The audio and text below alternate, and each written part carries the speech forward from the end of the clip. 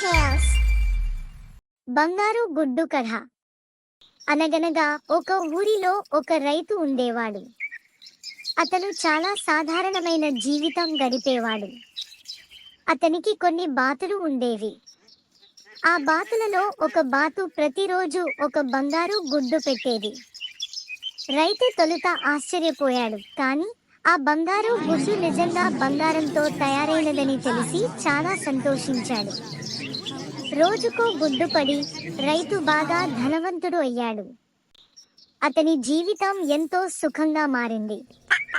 కాలక్రమంలో రైతు ఆచితూచి సంపాదించిన ధనంతో సంతోషంగా ఉండలేకపోయాడు. ఈ బాతు ప్రతిరోజు ఒక గుడ్డు పెడుతుంది. బదులుగా బాతుని పొట్టకోసి లోపల అన్ని బంగారు గుడ్లు తీసుకుంటే ఎంతో ధనవంతుడిని అవుతాను అని అనుకున్నాడు.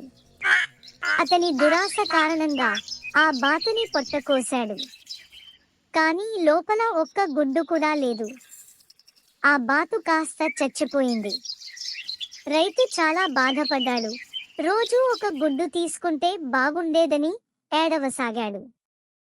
తన దురాశ తనకు అన్ని కోల్పోయేలా చేసింది. నీతి: దురాశ దుఃఖానికి మూలం.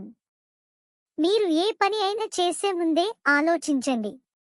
Please like, share and subscribe.